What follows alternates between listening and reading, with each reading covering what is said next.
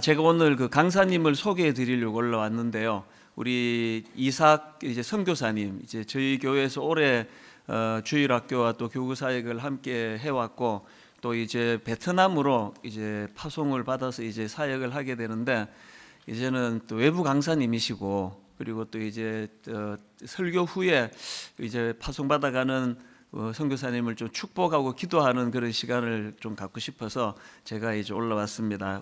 우리 이삭 선교사님, 이제 너는 나를 따르라, 이 제목으로 말씀을 전해 주실 텐데요. 앞으로도 또 귀한 사역을 또 하게 될 텐데, 강사님 나오실 때 우리 큰 박수로 또 하나님께 영광을 올려드리면서 박수로 모시도록 하겠습니다.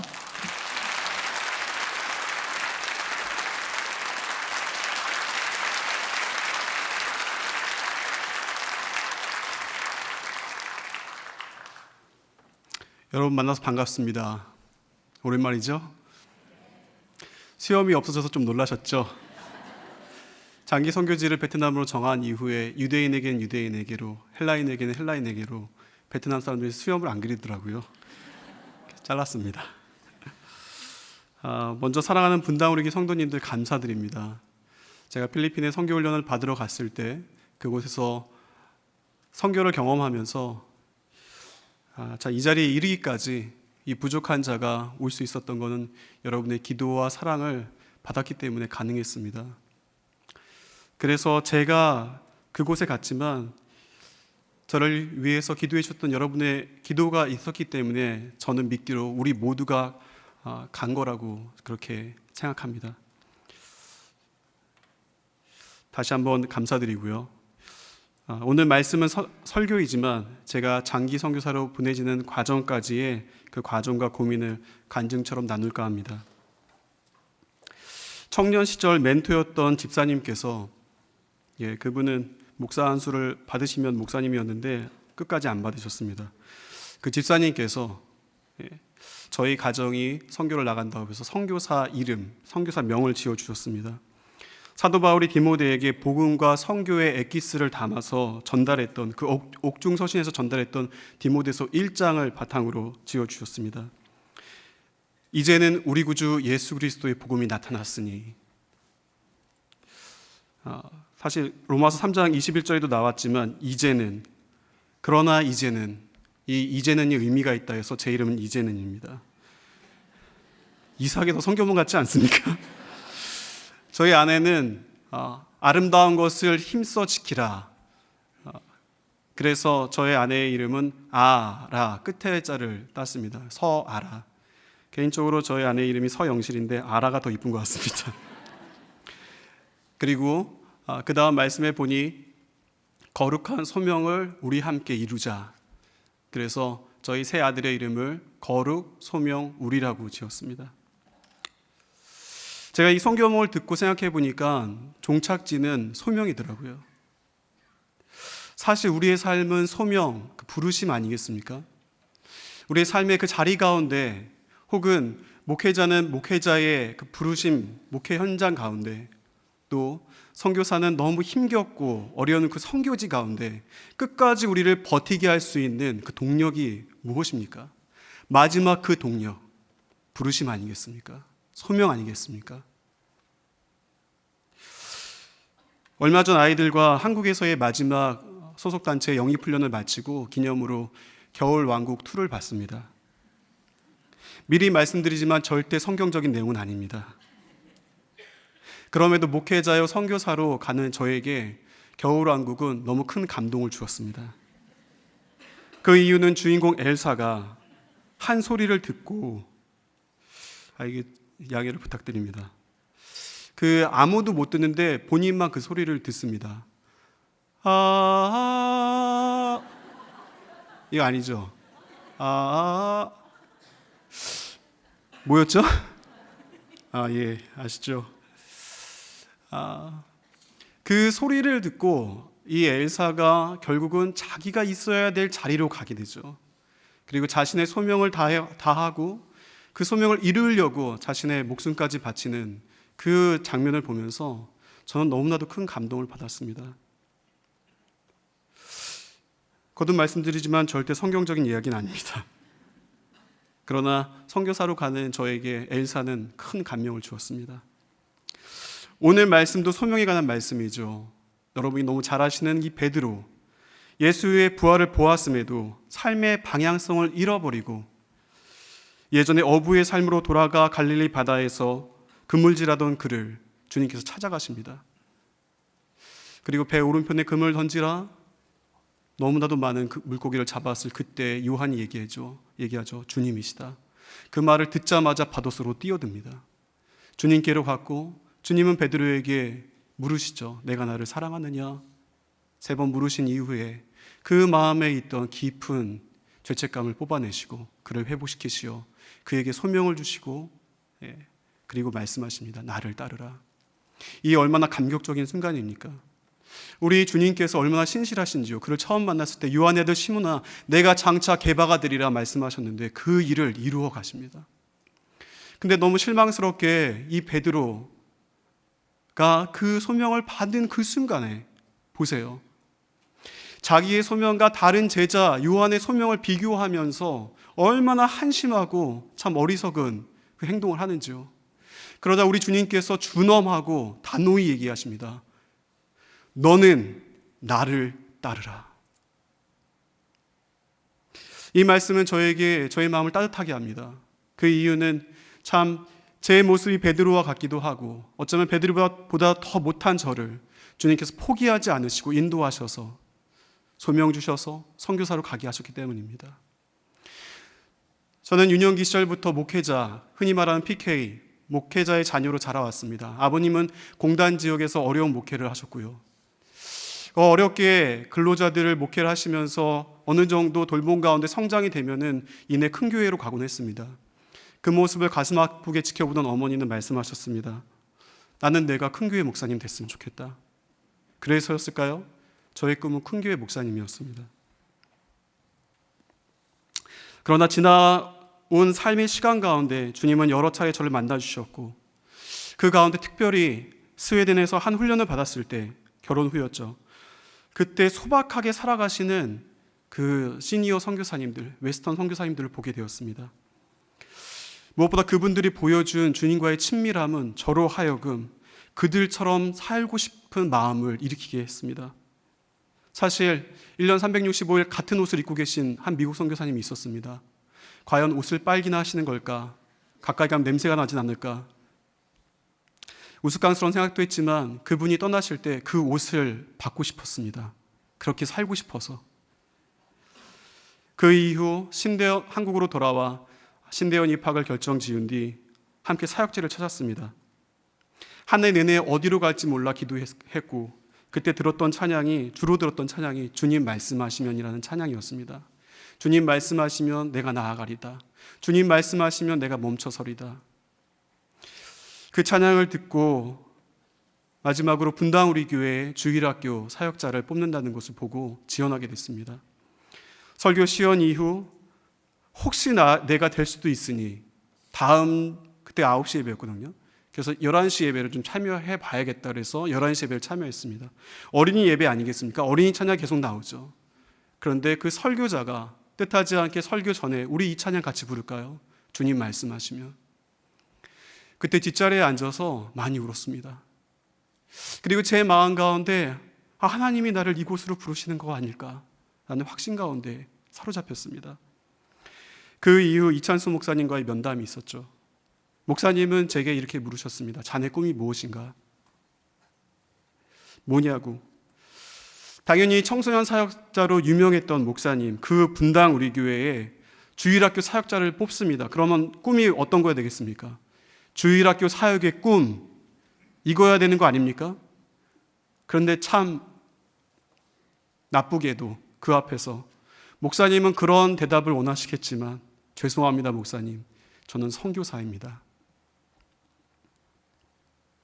그때 목사님은 미소를 지으며 말씀하셨습니다. 괜찮아. 허나 한 가지 부탁이 있어. 지금 이때에 주님께서 당신을 이곳에 보내셨으니 이 일 하다 죽을 사람처럼 해달라고. 예, 목사님 그렇게 하겠습니다. 이 일 하다 죽을 사람처럼 달려가겠습니다. 주일학교 사역과 작년 사역을 이 일하다 죽을 사람처럼 마음을 다해서 했을 그 12년의 시간을 했죠. 그리고 어느 순간 저 자신을 봤는데요, 그 열정이 사라진 거예요. 이 일하다 죽을 사람처럼이 없어진 거예요. 그 순간 저는 깊이 고뇌하게 됐습니다. 그리고 그때 한 설교자의 설교가 아브라함에 관한 내용이었는데, 그 아브라함이 갈대아 우르에서 하란으로, 하란에서 갈그미스로, 이 아브라함이 옮겨갔던 시기가 언제 옮겨간지 아냐. 아브라함이 처음 자신의 고향을 떠날 때 오직 주님밖에 의지할 수가 없어서 그 주님을 의지하면서 부들부들 떨면서 그곳으로 옮겨갔는데, 어느 순간 안정이 되고 익숙해지고, 그래서 모든 것이 안위해질 때, 그때 더 이상 하나님을 의지하지 않아도 되는 그곳, 요새가 된 그곳이 되었을 때, 그는 주님의 말씀을 따라 또 다른 장소로 옮겨갔다고, 그리고 그 내내 주님을 의지하였다고. 그 말씀이 저 자신을 돌아보게 했습니다. 그리고 주님, 제가 분당 우리 교회에 있는데 너무 목사님과 성도님들의 사랑을 받고 있고 저에게 부족할 것이 없습니다. 저의 모든 필요를 주님이 채워주시고 계시고, 그리고 어느 순간 보니까 교회가 저에게 요새가 되어 있는 거예요. 그때 결정했습니다. 이 모든 것을 내려놓고 떠나기로. 그 순간 주님은 그 섭리 가운데 저를 선교사의 길로 인도하셨습니다. 이 길로 들어서면서 특별히 저는 주님께 두 가지 기도를 드렸습니다. 먼저는 하나님, 온 세계 가운데 역사하시는 하나님의 일하심을 보고 싶습니다. 하나님의 큰 그림을 보고 싶습니다. 두 번째, 하나님, 무엇이 선교인지 그 선교에 대한 개념을 제 나름대로 정리하고 싶습니다. 첫 번째 기도 제목이 때문이었을까요? 원래 가기로 되어 있던 뉴질랜드, 제가 속한 선교단체가 세운 선교사 학교의 길이 막히고, 그 뉴질랜드의 길이 막히고, 얼마나 좋아요 뉴질랜드. 근데 주님은 너는 좋은 거 많이 맛봤다. 그래서 계획이 없던 필리핀에 있는 신학교로 가게 되었습니다. 처음에는 하나님께서 왜 그렇게 하셨는지 이해가 안 됐어요. 그런데 그 필리핀 작은 신학교에서 첫 예배를 드릴 때, 체프를 드릴 때 그 이유를 깨달았습니다. 체플 안에 100여 명이 넘는 30개국에 넘는 아시아의 젊은이들이 모여서 열정적으로 찬양을 하는데, 제가 그 장면을 보면서 눈물이 났어요. 한국 교회가 너무 어려운데, 그래서 전 세계가 다 그런 것처럼 보여 생각했는데 아니었군요. 하나님께서는 이 온 땅 가운데서 여전히 역사하고 계시는군요. 아시아의 가난한 나라에서 온 청년들, 그 가난한 마음으로 오직 주님 바라보며 심령이 가난한 자는 천국이 저희 것임이라 말씀처럼 그 마음으로 주님을 따라가는 이 아시아의 젊은이들을 보니 제 마음이 눈물이 납니다. 그리고 예배 전에 보았던 한국 교회의 기사를 보면서 또 한 번 조국 교회가 생각나서 눈물을 흘렸습니다.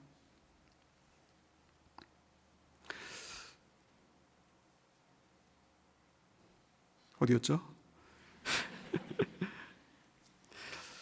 하나님은 온 세상 가운데 역사하고 계셨습니다.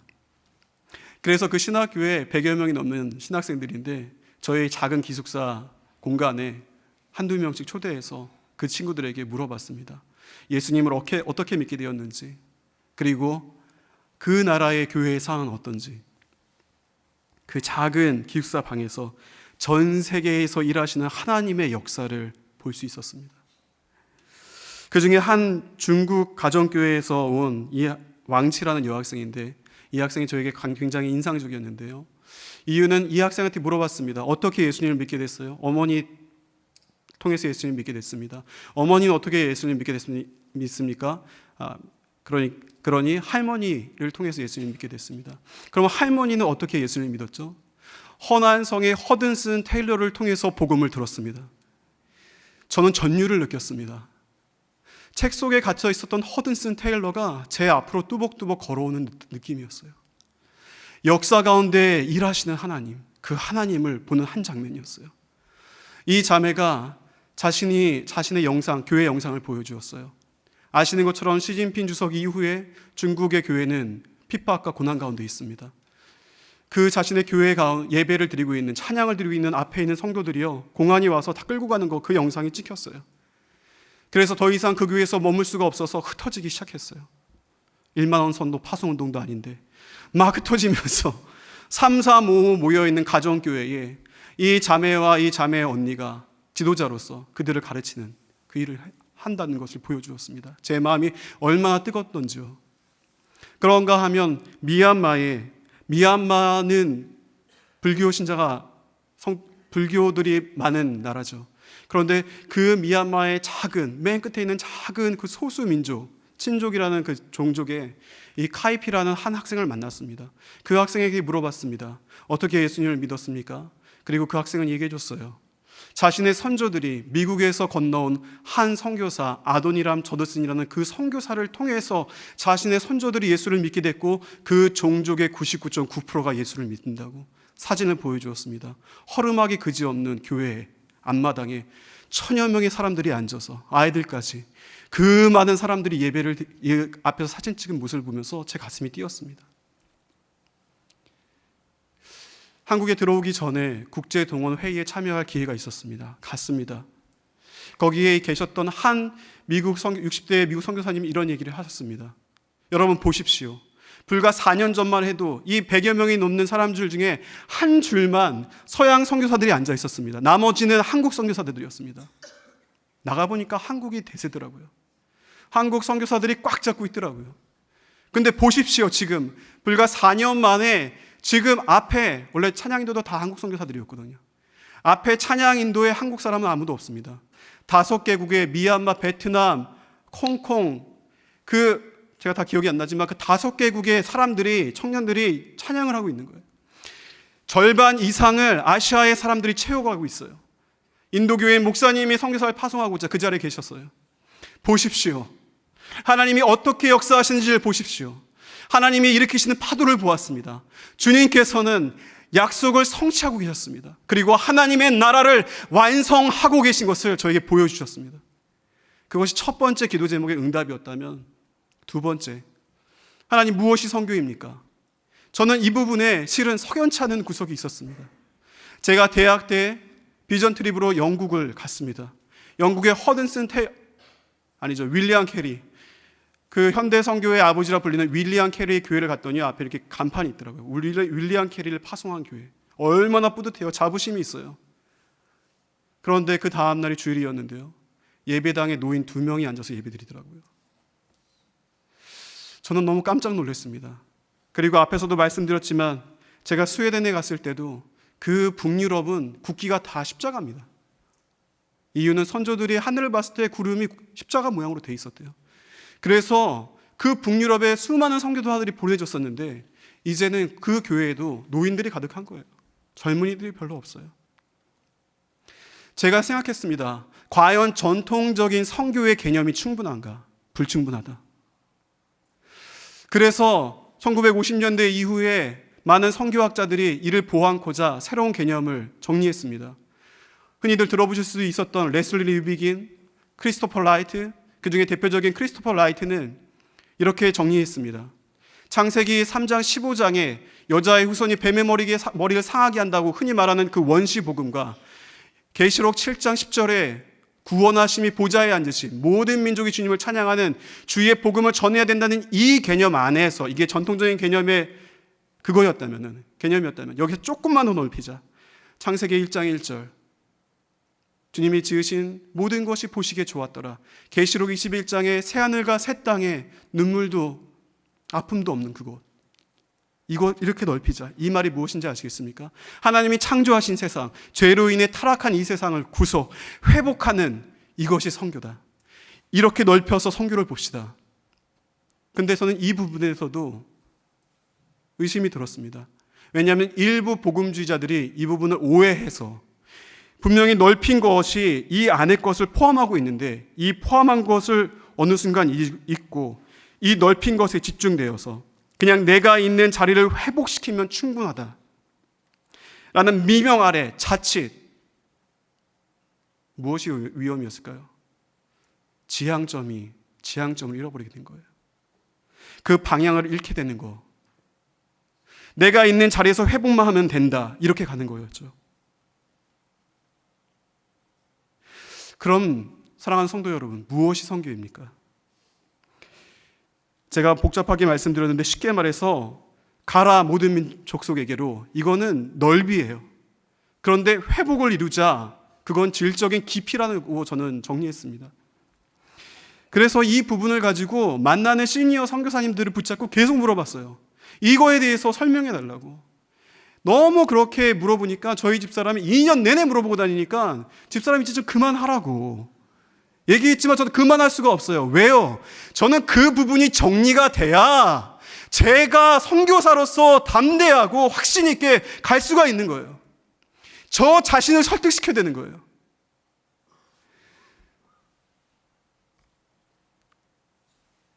(2년이) 지나는 그 순간, 어느 순간 하나님은 그 답을 주셨습니다.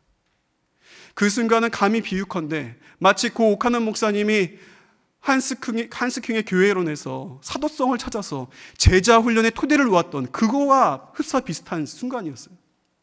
얼마나 감격스러웠는지 몰랐습니다. 여러분이 그 답을 들으면 깜짝 놀라실 거예요. 왜냐하면 너무 단순해서, 너무 뻔해서. 무엇이 선교입니까? 예수 그리스도입니다. 무슨 말이냐고요? 예수님이 그렇게 사셨어요.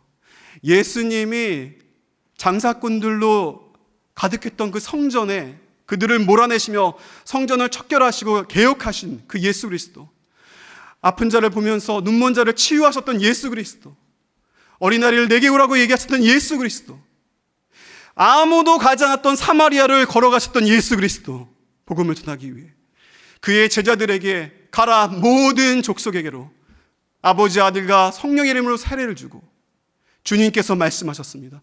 그 예수 그리스도처럼 살면 되는 것입니다. 그것이 선교였습니다. 어느 한쪽에 치우치는 게 아니고요, 이 예수 그리스도를 받아들이는 그 전부로 받아들이는 것, 한쪽이 아니라 양쪽 모두를 받아들이며 예수처럼 살고 예수처럼 행하는, 그것이 제가 발견한 선교의 개념이었습니다.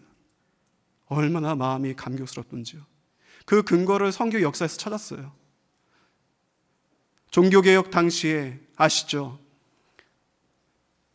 로마 가톨릭이 얼마나 부패했던지 성 베드로 성당을 짓는다고 면죄부를 팔기 시작했습니다. 이 면죄부를 티켓처럼 팔아서 그것을 사는 사람만 천국에 간다고, 이런 거짓말을 했습니다. 부패함의 끝이었죠. 그때 주님이 한 사람 루터를 부르셨고 그에게 무엇이 진리인지를 보여주셨죠. 오직 의인은 믿음으로 말미암아 살리라. 이것을 알게 하시고, 여러분, 그 한 사람이 어떻게 교황청과 싸워 이길 수 있습니까? 그 권위를 이길 수 있는 단 하나의 권위, 무엇입니까? 말씀이었습니다. 사제들에게만 국한되어 있던 헬라어 히브리어의 말씀을 모든 사람들이 읽고 대중이 읽을 수 있는 언어로 번역하기 시작했죠.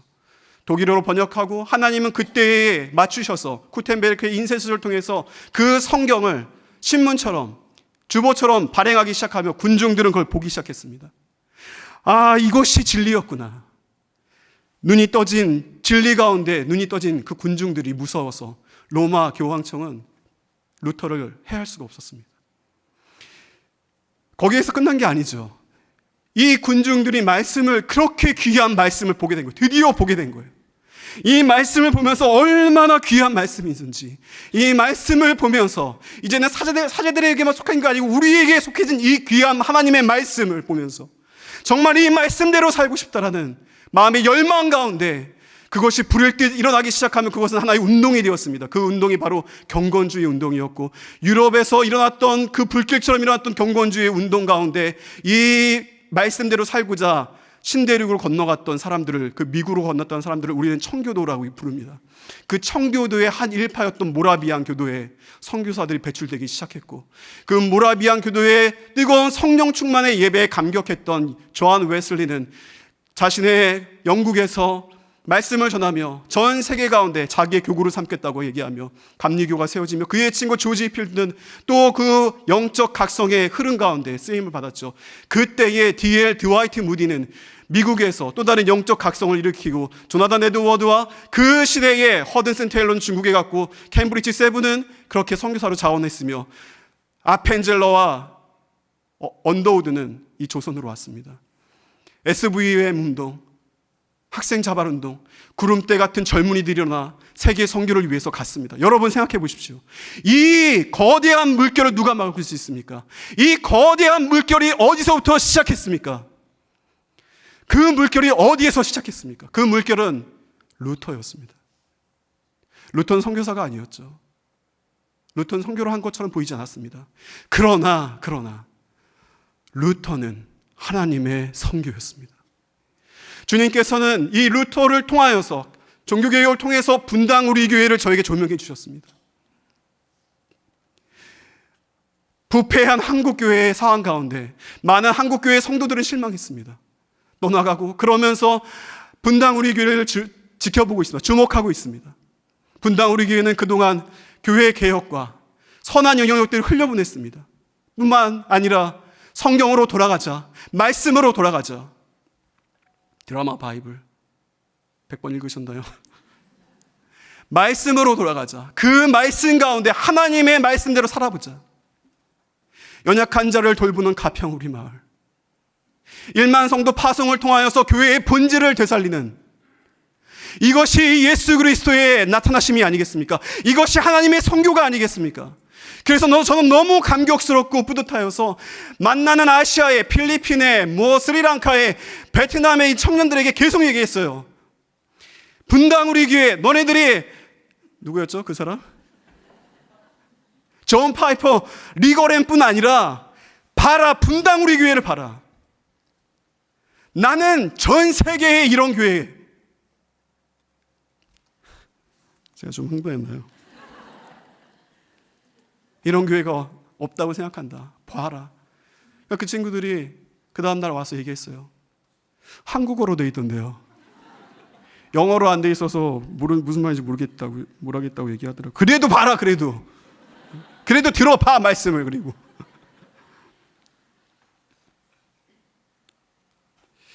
또 어디였지? 찾고 있습니다.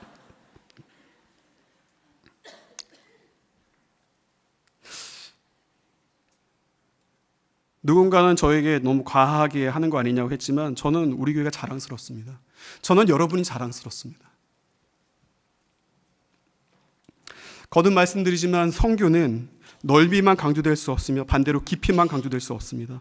이 두 가지 모두를 포함하신 예수 그리스도처럼 살아가고 사역하는 것, 예수 그리스도처럼 개혁하고 섬기며 이와 동시에 예수 그리스도처럼 가서 모든 민족을 제자로 삼는 거 아니겠습니까? 이전 시대와 선교의 방식은 많이 바뀌었습니다. 그러나 역사를 통해서 알게 되는 건 하나님의 방식은 언제나 사람이었습니다. 주님의 방식은 사람이고 주님은 제자들을 보내셨습니다. 여전히 전도에 미련한 것을 통하여서 복음은 전해집니다. 이 대목에서 저는 이 말씀을 드려야 될 것 같습니다. 제가 나가서 보니 참 실망스러운 선교사님들이 많았습니다. 이 부분에 대해서는 정말 죄송하게 생각합니다. 그러나 반대로 진실하고 신실한 주의 종들 또한 많았습니다. 여기서 한 가지, 제가 선교 훈련을 마치고 한국에 돌아왔을 때 저희를 위해 기도해 주시던 저희 장모님이 속한 작은 기도 모임에 갔습니다.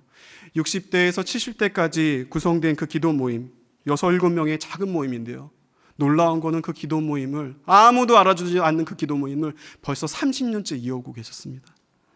자신의 자녀를 위해 기도하다가, 그러다가 자신의 이제는 교회와 나라를 위해서 세계 선교를 위해 기도하며 여러분의 선교사님들을 기도로, 섬김으로 섬기고 있는 그분들을 보는데요.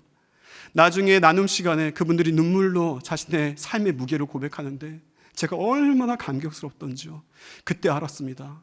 하나님이 분명히 아시아의 파도를 일으키십니다. 그러나 현대 선교의 모토처럼 모든 곳에서 모든 곳으로서의 그 모든 곳이라는 단어가 저의 마음에 딱 와닿는 거예요.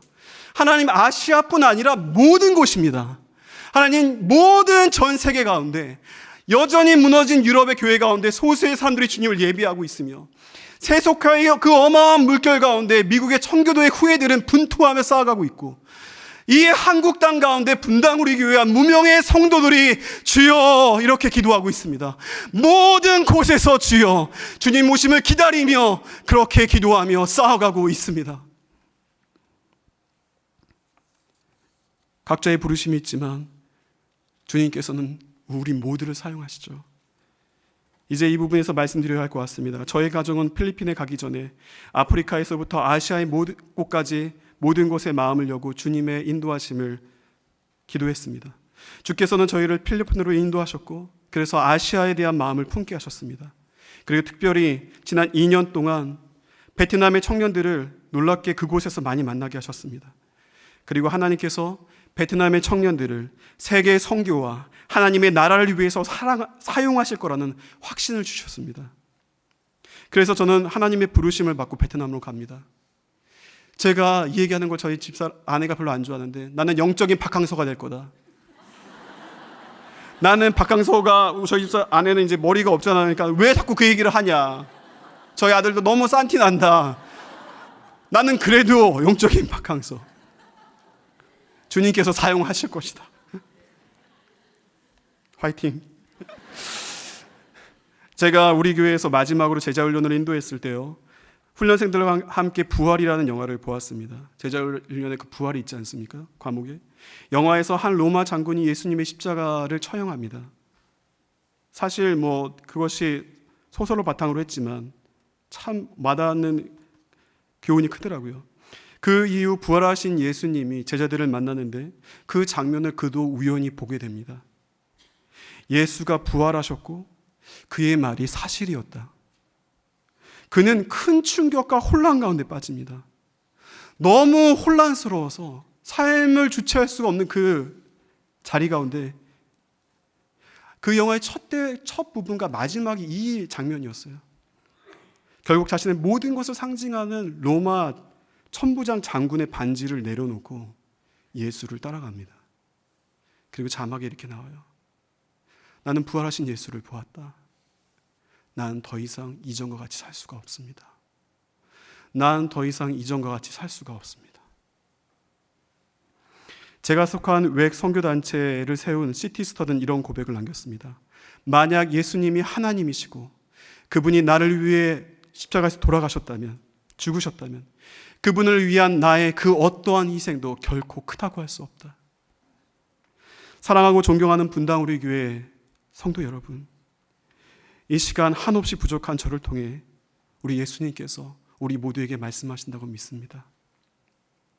이 땅에서 너의 삶의 지향점이 무엇이냐? 너의 삶의 방향이 무엇이냐? 너의 목표가 무엇이냐? 너의 목표가 이 현세의 꿈이냐? 육신의 정욕, 안목의 정욕, 이생의 자랑이냐? 다른 말로 부와 명예와 안락함이냐? 무엇이냐? 무엇이 너의 목표냐? 너는 나를 따르라고 얘기하는데 너는 한 다음에 가로 열고 나를 따르라. 이 가로가 무엇입니까? 여러분, 무엇이 여러분을 그렇게 흔들어 놓습니까? 무엇이 여러분을 그렇게 많이 절망케 합니까? 이 가로가 무엇입니까? 흔들리는 베드로 같은 우리를 향해 주님이 말씀하십니다. 너는 나를 따르라. 이 시간 누가 그 주님의 음성에 반응하시겠습니까? 너는 나를 따르라. 기도하시겠습니다. 살아계신 하나님, 베드로와 같이 실수 많고 연약한 우리입니다. 그러나 주님 사랑에서 겉옷을 들쳐 바닷으로 뛰어들었습니다. 내가 나를 사랑하느냐? 주님은 다 아셨죠. 배신할 것도 하시고 그렇게 고백할 것도 하셨죠. 예, 주님, 제가 주님을 사랑합니다.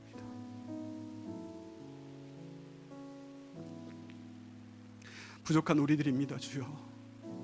늘 넘어지고 깨어지고 흔들리고.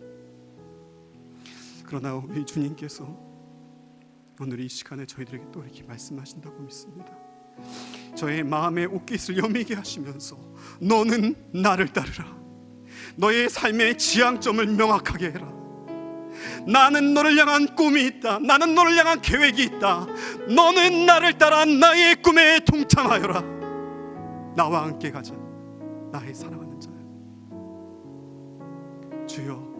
주의 영으로 우리를 이끌어 주시옵소서. 반석이 되게 하여 주옵소서. 그렇게 하실 주님을 찬양합니다.